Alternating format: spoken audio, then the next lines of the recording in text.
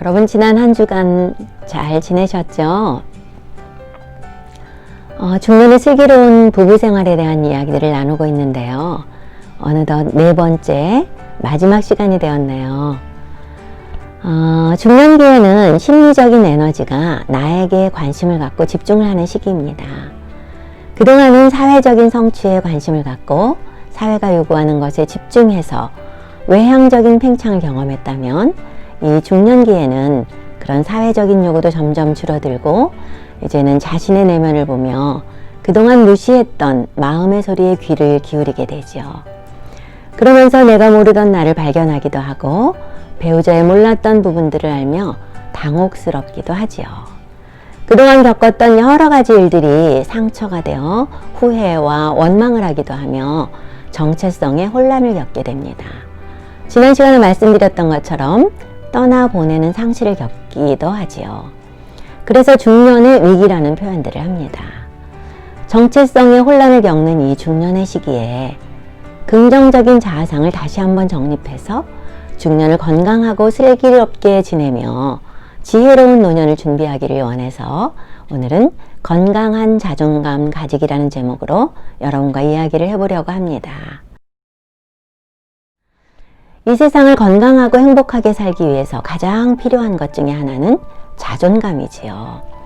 이 자존감이 무너질 때 병이 들고 자존감이 회복될 때 마음이 회복됩니다. 이 자존감은 소속감, 존재가치감, 성취감에 대해서 내가 나를 어떻게 평가하는가에 달려 있습니다. 첫째로 내가 어디에 소속되어 있느냐를 평가하지요. 인간은 어딘가에 소속이 되어 있을 때 안정감을 누리게 됩니다. 자기가 어디에 소속되어 있는가에 아주 민감하며 그것에서 자존감과 열등감이 생기게 되죠. 유치원의 아이들이 자신의 아빠와 엄마를 자랑합니다. 우리 아빠 힘세다? 우리 엄마야 하며 나 그런 좋은 엄마 아빠에게 소속된 좋은 사람이라는 것이죠. 부모님들은 자신의 사랑하는 아이를 좋은 유치원, 좋은 학교, 좋은 친구들과 만나게 하기를 원하지요. 좋은 동네, 좋은 사람들, 좋은 모임에 소속되고 싶어 합니다. 왜요? 그런 좋은 그룹에 속하면 우리 아이도 좋은 아이가 될 것 같아서지요. 그러나 그 소속된 곳에서 소속감을 느끼지 못하면 굉장히 어려워지게 됩니다. 여러분도 단톡방 같은 데서 내가 올린 글에 반응이 없으면 사람들이 나를 좋아하지 않나? 나에게 관심이 없나? 라며 민감해지지요. 친구들 모임에서 소외당할까봐 마음이 쓰이기도 하고요. 그러나 좋은 대학교, 좋은 직장, 좋은 그룹에 있는 사람이 모두 인생을 행복하게 사는 것은 아니라는 것을 우리 나이에는 알게 되죠. 세상 사람들이 말하는 좋은 곳에 소속이 되었다고 자존감이 높아지는 것이 아닙니다. 그 소속된 곳에서도 끊임없이 경쟁해야 하고 밀려날까봐 조바심을 치며 살아야 하니까요. 그 소속된 곳에서 내가 어떤 것을 경험하느냐에 따라서 자존감이 달라집니다. 그 사람을 존재 자체로 수용해주며 기뻐해주고 사랑해줄 때, 또 칭찬받고 인정받을 때, 그 소속된 곳이 어디일지라도 나는 가치 있는 사람이야 라는 생각이 들 때 그 사람의 자존감은 높아집니다. 그런데 그런 곳을 찾기도 어렵고 또 많지도 않지요. 그러나 누구에게나 주어진 곳, 누구에게나 소속이 되어 있는 곳, 바로 가정이지요. 그 가정을 자존감을 높이는 장으로 만들어 보세요. 자존감이 높은 부모가 자존감이 높은 자녀를 길러낼 수 있습니다. 태어나서 처음으로 소속이 된 가정에서 부모들이 아낌없는 사랑과 수용과 격려를 줄 때 아이들은 자존감이 높습니다. 이 자존감은 일생을 살아갈 재산이 되지요. 중년은 후회도 많고 또 원망과 불평도 많아질 수 있습니다. 그러나 그 불평은 전염성을 띤 죄이지요. 불평을 시작하면 금방 내 주변이 불편하며 원망의 장이 되어버리기도 합니다. 특히 가정에서 이제 불만 남게 되는 빈둥지 가정을 원망과 불평으로 보낼 것이 아니라 감사할 것을 찾아서 서로에게 표현해주며 힘을 주다 보면 어느새 서로의 자존감이 높아지며 창조적인 중년을 맞이할 수 있을 것입니다. 이제 중년이 되어서 자녀들이 떠나가고 그동안 자신을 돌보지도 못하고 그저 주기만 하며 달려오신 여러분, 이제는 부부가 서로를 있는 그대로 수용해주고 늘어난 주름살과 흰머리를 보며 우리 가정을 위해서 수고한 면류관이라고 고마워하며 어떻게 그런 일을 해낼 수 있었냐고, 당신은 참 대단하다고 인정해주고 칭찬해 줄 때 서로의 자존감이 높아집니다. 여러분은 여러분만의 가정에 소속이 되어 있고 서로에게 영향을 주고받으며 연민을 느끼고 사랑하는 그 가정에서 서로의 자존감을 높여줄 수 있습니다. 육체적으로, 정신적으로, 영적으로 더욱 성숙해진 배우자를 마음껏 격려하고 칭찬해 주세요. 생각해 보세요. 감사할 것이 얼마나 많은지요. 이제까지 서로 의지하고 살아온 것이 감사하고, 자녀를 함께 낳아서 기른 것이 감사하고, 나를 선택해 준 것이 감사하고, 서로 만질 수 있는 것이 감사하고, 아침에 함께 눈을 뜨는 것이 감사하고, 이런 가정에 소속이 되어서 서로 힘을 주고 위로하며 한 편이 되어서 살아오신 것이 감사할 뿐이죠. 살아있는 모든 것이 감사의 조건입니다. 감사는 가장 높은 차원의 믿음의 표시이지요. 이렇게 감사할 줄 아는 가정에 소속된 여러분은 부부가 서로를 신뢰하며 감사하겠지요. 인간은 다른 사람의 인정과 사랑을 먹고 삽니다. 어릴 때 부모로부터 충분한 인정과 사랑을 받아야 그것을 바탕으로 건강한 자아가 형성되지요. 한 인격체로 성장해가는 과정에서 사랑하는 사람을 만나기도 하고 미운 사람을 만나기도 합니다. 어떤 만남을 경험했고 어떤 관계를 맺었느냐에 따라서 우리의 삶의 빛깔도 달라지죠. 어머니나 아버지로부터 받은 상처를 선생님이나 멘토에게서 치유받기도 하고, 또 좋은 배우자와의 만남을 통해서 치유받으며 살아갈 수 있습니다. 이 순수한 교제가 없을 때 인간은 상처받고 마음이 아파지지요. 상처받은 사람들은 또 다른 사람에게 상처를 주게 됩니다. 자기를 인정해주고 사랑하는 존재를 만나면 그 사람은 자기 자신으로 살아나게 되지요. 가정에서 나의 배우자와 의미 있고 순수한 교제를 나눠보세요. 그는 나의 사랑에 목마릅니다. 그 사람이 나를 어떻게 생각할까를 생각하면 순수하고 건강한 관계가 아니지요. 상대방을 위해서 무엇인가 해주고 싶은 마음이 들 때 순수한 마음이 됩니다. 마음껏 나를 드러내고 이야기하고 인정받고 사랑받을 수 있는 관계, 바로 부부이지요. 부부는 상대방을 내 몸과 같이 여겨서 순수한 교제를 할 수 있는 가장 아름다운 관계입니다. 나에게 그런 자원이 있음을 감사하지 못하고 누리지도 못하면 바보 같은 삶을 사는 것이겠지요. 이 순간은 영원히 돌아오지 않습니다. 우리의 인생은 매 순간이 이어져서 이루어지지요. 의미 있고 순수한 교제를 나누려면 내가 먼저 순수해져야 되겠지요.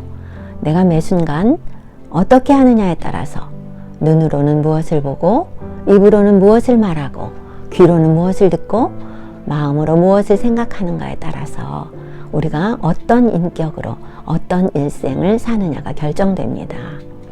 그런 것을 배우자랑 같이 해야지 나 혼자 어떻게 하느냐고요? 염려하지 마세요. 당신이 먼저 하게 되면 그걸 보고 배우자가 배우게 됩니다.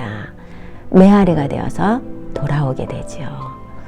그런 아름다운 가정에 소속된 여러분은 자존감을 회복하고 어떤 사람도 용납할 수 있고 어려움이 올지라도 능히 이기고 나갈 수 있는 든든한 버팀목이 되어서 사랑받는 부모, 행복한 중년이 될 것입니다. 두 번째는 성취감으로 자신의 능력에 대한 평가인데요. 나는 맡겨진 일을 잘 해낼 수 있는 사람이야. 잘할 수 있어 하며 일을 성취해내며 자신감을 얻는 사람들이 자존감이 높습니다. 자신에 대한 기대가 너무 높아서 완벽하기를 원하는 사람들은 자존감이 낮아집니다. 자신의 능력보다 너무 높은 목표를 정해놓고 달려가다 보면 성취감을 느끼지 못하고 좌절감을 느끼게 되죠. 또 남에게 욕먹지 않으려고 완벽하고 빈틈없는 사람으로 살며 모두에게 인정받아야 안심이 되는 사람들은 자신을 괴롭히고 주변 사람들을 숨막히게 합니다. 그렇게 하다 보면 지치고 벽에 부딪혀서 자존감이 또 낮아지게 되지요. 우리의 잘못된 습관이나 왜곡된 삶의 모습은 고치려는 노력과 결단이 필요하죠. 습관적으로 행하는 어떤 거짓말이나 또 시간과 약속을 지키지 않고 성실하게 생활하지 않으면서 자신에 대한 후회와 실망이 따라오게 되죠. 그런 마음이 우리의 자존감을 갉아먹게 된답니다. 그러나 고칠 수 없는 것은 인정하고 받아들여야 되겠죠. 부모님이나 가정 환경이나 신체 조건, 배우자의 성격 등 우리의 노력으로 바꿀 수 없는 것들이 있지요. 그런데 이런 선천적인 조건들 때문에 생긴 열등감이 모든 열등감의 60%를 넘는다고 합니다.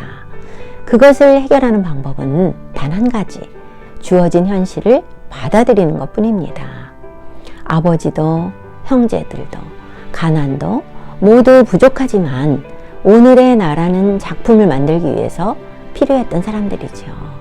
그렇게 생각하면 나의 부끄러웠던 집안도 부모님도 환경도 감사한 마음으로 받아들일 수 있습니다. 아직도 고쳐야 할 습관들이 따라다니고 고치지 못하는 것인데도 원망하고 비난하고 있지는 않은가요? 나는 날마다 변화하며 성장하고 배우자의 고쳐지지 않는 성격이나 습관은 또 지금 처한 환경은 감사함으로 받아들입시다. 우리는 미완성의 존재이지요. 우리는 지금도 빚어져 가고 있습니다. 진실하게 자신의 내면을 돌아보는 사람은 자신이 미완의 존재라는 것을 인정할 수 있습니다. 그렇기 때문에 나도 사람들에게 불편을 줄 수 있지요. 그것이 정상입니다. 그렇지만 우리의 인격이 자라가고 매일 아침마다 우리는 새롭게 창조되어집니다. 우리의 이제까지의 경험과 생각이 우리를 지혜롭게 하고 또 자고 나면 새 힘이 생기고 새 마음이 되지요. 어떤 큰 일을 이루어야만 성취감과 자신감이 생기는 것이 아니지요. 한 가정을 이루어서 아이를 낳고 또 기르고 그들을 위해서 희생하고 수고한 것만으로도 여러분은 충분한 성취감을 느낄 수 있습니다. 그 많은 날들을 아침에 일어나면 새날을 주셨음에 감사하고 또 가족들이 함께 새날을 맞음에 감사할 수 있다면 행복할 수 있겠지요. 이런 사람은 오늘을 살아갈 때 자신감이 생기고 오늘을 잘 살아내며 성취감을 느낄 수 있습니다. 또 고난을 통과하며 얻는 자신감이 있지요. 사람들은 인생의 고난이나 실패를 경험하면 낙심하고 좌절하며 열등감에 시달리게 되지요. 그러나 인생의 고통과 내면의 갈등은 나만 특별히 겪는 문제가 아니지요. 인간이기에 겪는 것입니다. 고난은 위장된 축복이라는 말이 있죠. 고난을 통해서만 맛볼 수 있는 놀라운 성장과 기쁨, 깊이가 있습니다. 아이들은 아프고 나면 영리해진다고 하죠. 첫사랑의 아픔을 통과한 소녀는 어른스러워집니다. 출산의 고통을 통과한 어머니는 앞으로 한 생명을 맡아 기를 수 있도록 성숙해지지요. 고난으로 인해서 낙심하지 마세요. 지나고 보니 피할 길이 있었잖아요. 그런 고난을 견디고 이기고 오신 여러분, 어느새 할 수 있어 라는 자신감이 생기게 되었지요. 원망과 불평, 자기 합리화 대신에 생각을 바꿔보세요. 보기 싫은 그 사람, 못마땅한 그 사람은 나를 훈련하기 위해서 붙여진 사람이라고요. 내가 혼자 깨닫지 못하니까 우둔한 나를 깨우치려고 그 사람을 붙여준 거라고요. 그러면 그 사람에게 감사해야 되겠지요. 그 사람이 나를 훈련하기 위해서 수고하고 있으니까요. 나를 훈련시키기 위한 도구로 그 사람이 오랫동안 고생하지 않도록 내가 빨리 성숙해져야 되겠지요. 실패하게 했던 어떤 것, 물질의 고난, 사람으로 인한 아픔, 이 모든 것을 통과하고 성숙하게 여기까지 성취하며 오신 여러분은 자신감을 가지셔도 충분합니다. 고난을 당할 때 사용할 수 있는 자기 위로 기능이라는 것이 있습니다. 인간의 정신 건강을 유지하는 데 필수 기능이지요. 이 자기 위로 기능이 발달한 사람들은 인생의 어려움에 부딪혔을 때 자기를 살리는 위로의 말이 샘물처럼 솟아올라서 빨리 회복할 수 있습니다. 슬픔에 빠진 자신을 위로하기는커녕 비난하고 파괴하는 기능이 자기 비난 기능이라고 하는데요. 내가 그럴 줄 알았어. 다 네 탓이야. 아무도 너 같은 사람을 좋아할 리가 없어. 네 인생은 왜 그렇게 되는 게 하나도 없니? 자기에게 이런 말을 하는 사람들은 지독한 자기 혐오와 열등감에 차 있습니다. 객관적으로 볼 때 행복할 조건을 다 갖춘 것 같아 보이는 사람이 자살을 하는 이유가 바로 이런 자기 비난 기능 때문인데요. 이제 중년까지 온 우리는 자기를 위로해 줄 수 있어야 합니다. 억울한 일을 당했거나 실패로 자신이 못나 보이고 인생이 꼬여서 불안할 때라도 우리는 자기 위로 기능을 활용해야 합니다. 괜찮아. 잘 될 거야. 더 어려울 때도 너는 잘해왔잖아. 걱정 마. 잘 될 거야. 라는 말을 자신에게 자주 해줍시다. 마음의 힘은 이런 위로를 통해서 공급됩니다.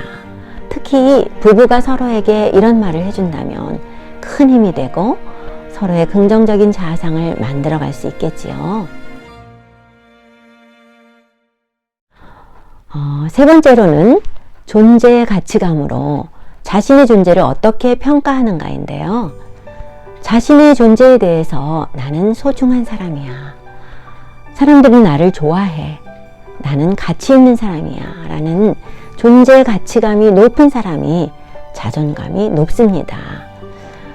긍정적인 사람은 자신과 주위에 대해서 긍정적인 생각을 하며 매사를 적극적으로 생각하지요. 이런 사람은 다른 사람을 대할 때 어떻게 하면 저 사람에게 도움을 줄 수 있을까를 생각하지요. 이 사람은 권위 앞에 순종할 줄 알며 화평한 자이지요. 자존감이 높은 사람입니다. 부정적인 사람은 늘 우월감과 열등감이 교차됩니다. 자존심이 강한 사람은 그 이면에 열등의식을 가지고 있기도 하고요. 반면에 열등의식이 강한 사람은 극히 교만한 사람이기도 합니다. 이 사람은 권위 앞에서는 늘 도전을 하고 반항하지요. 비교의식을 가지고 늘 비교하며 비참해지게 됩니다. 자기보다 나은 사람에게는 열등감을 느끼고 비굴해지며 자기보다 못하다고 생각하는 사람 앞에서는 우월감을 느끼며 함부로 대하지요. 자녀가 늘 못마땅한 사람은 나의 자화상이 낮기 때문에 자녀가 나 대신 잘해주기를 바라서일 수 있습니다. 자기 만족이 없는 아내는 바가지를 심하게 긁고 열등감이 심한 남편은 폭력을 쓰지요. 큰소리치고 화를 자주 내는 남성일수록 열등감이 심합니다. 사람들은 자존감과 열등감이 외적인 조건에 따라서 일어나는 합리적인 감정이라고 오해를 합니다. 학벌이나 외모, 경제력, 남편의 지위, 자녀들의 출세 등이 자신이라고 생각하지요. 자신이 어떤 존재인지 분명하게 알지 못하기 때문입니다. 무엇이 여러분을 좌우하고 있습니까? 외적인 조건이 좋아진다면 행복해지리라고 생각하시나요? 뛰어난 미모의 스타, 손꼽히는 부호들이 자살로 일생을 마치는 경우 권력자들의 비참한 말로를 종종 우리는 듣지요. 자신이 얼마나 존귀한 존재인지도 모르고 그것을 인생의 목표로 삼고 그런 것을 열심히 추구하다가 막상 얻었을 때 그것이 얼마나 무의미하고 허망한가를 알면 절망감이 오게 되지요. 명품으로 치장을 하고 연봉을 높이고 명품 아파트에서 살며 외제차를 몰며 나 이렇게 비싸고 품위 있는 사람이야 라며 잠시 내가 명품이 된 것 같은 착각을 하며 살아가기도 합니다. 여러분은 그런 명품으로 치장을 하지 않아도 존재 자체가 명품이십니다. 우리는 신의 형상을 닮아서 신의 본성과 영광을 특별하게 반영할 수 있도록 만들어진 존재입니다. 과거에도 현재에도 미래에도 영원토록 이 세상에 나와 똑같은 인간은 있을 수 없지요. 나는 아주 독특하며 무엇과도 바꿀 수 없는 소중한 걸작품입니다. 사람들이 자신을 아무 의미 없는 우연의 산물이라고 믿기 시작할 때, 벌레가 진화해서 인간이 되었다고 믿을 때 인간의 생명은 싸구려가 되지요. 그래서 인간의 생명이 값어치가 없다며 불편을 느낄 때 마음대로 처분해버리게 되지요. 인간은 누구든지 동물처럼 대접받아서도 안 되고 동물처럼 행동해서도 안 되지요. 외적인 조건에 좌우되지 않으며 자신이 어떤 존재인지를 알 때 자존감을 가지고 살아갈 수 있습니다. 외적인 조건에 좌우되지 않으려면 우리의 반응이 어떠한가에 따라서 달라집니다. 같은 말을 듣거나 같은 환경에 있더라도 어떤 사람은 상처로 받아들이고 어떤 사람은 성장의 기회로 받아들이기도 하지요. 그러면 어떻게 마음의 울타리를 지키며 긍정적인 자아상을 만들어 갈까요? 그 방법은 내 안 깊숙이 숨겨져 있는 신의 형상을 드러내어 마음의 쿠션을 하나씩 대는 거라고 할까요? 우리 안에는 선하고 아름다운 형상이 깊이 숨겨져 있지요. 그것을 드러내어 마음의 탄력성을 기르는 거예요.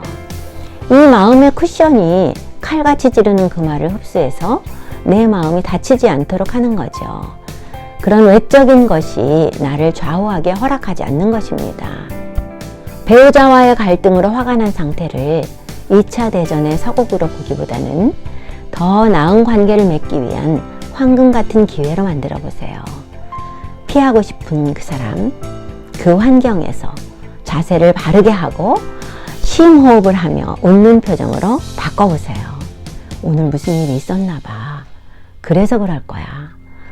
나는 그가 말하는 그런 사람이 아니잖아. 본 마음은 그렇지 않겠지. 이런 마음을 갖는다면 어느새 마음의 쿠션이 부풀어 올라서 내 마음을 보호하니까요. 마음의 쿠션이 얇은 사람들은 상대방의 말을 왜곡되게 받아들이거나 곱씹어서 묵상하며 자기를 힘들게 하고 상대방을 괴롭히게 됩니다. 내가 어떤 존재인지를 알아갈수록 이 작업은 쉬운 일이 되겠지요. 다 같이 한번 입으로 소리내어 말해볼까요? 나는 이 세상에 단 하나뿐인 걸작품입니다. 네, 그 보석을 캐내서 반짝거리게 하는 것은 여러분의 몫입니다. 자기 속에 있는 그 보석을 발견할 때 용기가 생기고 기쁨이 생기며 자존감이 올라가지요. 자신에게 사과해 주세요. 미안해. 내가 너를 너무 힘들게 했지? 그렇게 애쓰지 않아도 너는 보석인데. 어릴 때 우리에게는 아버지 거울, 어머니 거울, 선생님 거울, 친구 거울 등 다양한 거울들이 있었죠. 어릴 때는 분별의 능력이 없어서 그 거울들이 가지고 있는 특성을 이해하지 못했었습니다. 그 거울이 깨지고 흐릿한 것을 모르고 거기에 비친 내 모습이 깨지고 흐릿한 것이라고 믿었습니다. 그래서 나는 사랑받을 수 있는 아이가 아니야. 나는 소중하지 않아. 나는 선생님 마음에 드는 아이가 아니야. 사람들은 나를 좋아하지 않아. 라는 열등감이 생겼을 수 있습니다. 이제까지 살아오며 그 모습이 나인 줄만 알고 나를 힘들게 했고 다른 사람들을 힘들게 했습니다. 배우자와도 건강한 사랑을 나누지 못하고 비틀어지고 상처받을까봐 내가 먼저 찌르고 아프게 했지요. 자녀들에게 사랑한다고 표현도 못하고 나의 상처를 그들에게 풀어버리곤 했지요. 우리는 스스로를 안다고 하지만 나의 일이나 외모 부, 지위, 주변 사람들의 평가를 나라고 생각하는 경우가 많았었죠. 이제는 나를 평가하는 전권을 남에게 위임할 필요가 없습니다. 이 시간 나를 바라봅시다. 나는 무엇에 기쁨을 느끼고 무엇에 화를 내는가? 나는 나와 다른 사람을 어떻게 생각하고 있는가? 나는 나를 좋아하고 있는가? 나는 지금 행복한가? 사람은 자신을 알아갈수록 편안하고 자유로워집니다. 나를 바라보면 나를 알아가게 되지요. 혹 새로이 알게 된 내가 마음에 들지 않아도 부족해도 그대로 인정해 줍시다. 그게 나라고요. 참으로 절망적인 순간들이 있었지요. 죽고 싶었던 순간들도 있었습니다.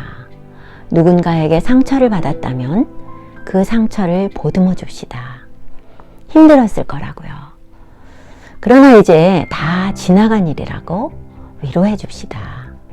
그때는 죽을 만큼 힘들었지만 지금 와서 보니 그 일이 정말로 그 정도로 상처받을 일은 아니었다고요.